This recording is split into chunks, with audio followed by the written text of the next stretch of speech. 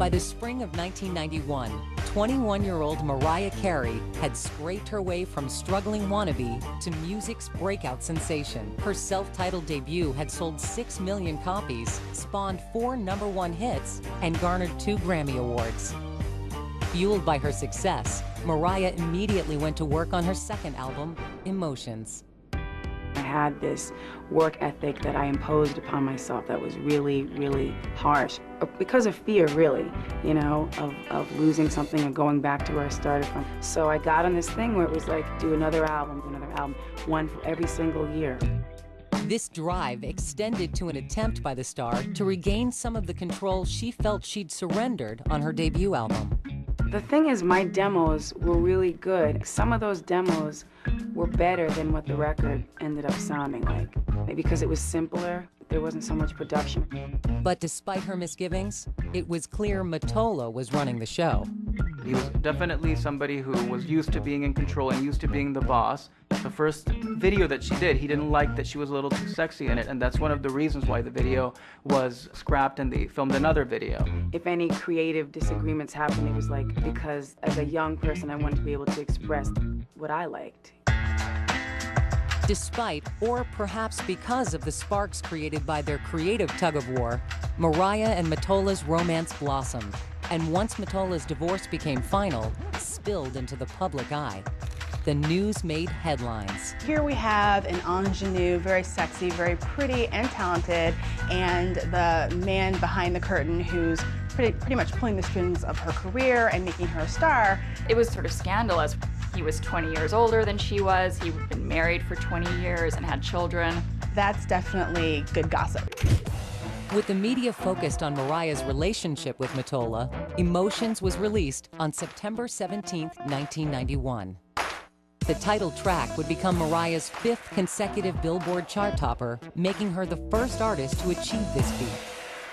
But reviews were mixed, as some critics began to wonder if there was any substance behind the voice.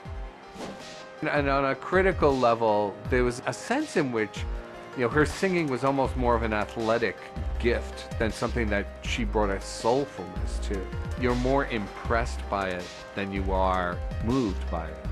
Reeling from the critical backlash and a 50% drop in sales, Mariah also felt increasing pressure from critics who continued to question her natural singing ability when she once again refused to tour. There was speculation as to whether she really was that great a singer. You had Whitney Houston out there also, people would be like, well, she's no Whitney. The idea was that she was kind of this studio-made star. Tiring of critics' insinuations that she couldn't sing live, Mariah booked an appearance on MTV's Unplugged on March 16, 1992. Unplugged was really like the first concert I'd ever done. And people were waiting to hear, like, can she do this? So that's why there was that type of pressure. I was nervous because I have so many high notes hit, and it really requires me to isolate myself and just be on vocal rest and not speak and be like in a well-humidified room and sleep as much as possible because people want to come hear me sound right. I'm not going to go out there and be a mess. Mariah's performance was far from a mess. The result was so powerful that Sony released Mariah Carey Unplugged as an EP on June 2nd.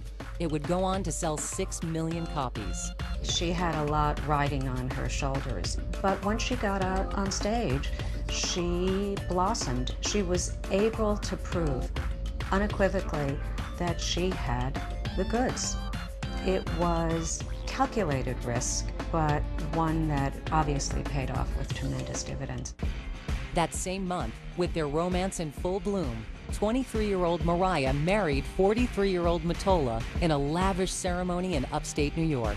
Tommy Mottola and Mariah Carey were a great show business couple in a very classic mold. There was a fairy tale aspect as well. Their wedding was incredibly glamorous. The guest list was just like the who's who of Hollywood and the music industry. I mean, Barbra Streisand was there, Billy Joel was there, Robert De Niro was an usher. There was so much media coverage, and Mariah in this beautiful white gown like Princess Diana. She had this Vera Wang dress that was $25,000 and this 28-foot-long train where it required 6 people to carry it. I mean, she had 50 flower girls and it cost around $500,000. So it was really Mariah's initiation into this life of luxury. The couple moved to an opulent mansion in Bedford, New York.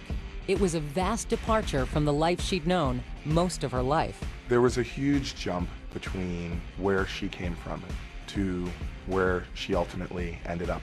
This incredible home in Bedford, 65 rooms, a lake, horses.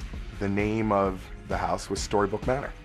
Having been a working class girl and grown up in not the most stable environment, to having this incredible opulence and this life of celebrity for a girl who was in her 20s, you could tell it was something she was still adjusting to. On August 31st, 1993, Mariah released Music Box, her 3rd studio album and the first in which Sony allowed her the role as lead producer. Music Box would become Mariah's biggest-selling album with worldwide sales of 32 million. Perhaps bolstered by the success of the first album she could truly call her own, a rift began to develop between the singer and the man who is credited with launching her into superstardom. At a personal and professional crossroads, Mariah was about to find herself, for the first time in her life, on her own. It got to a point where I had to go.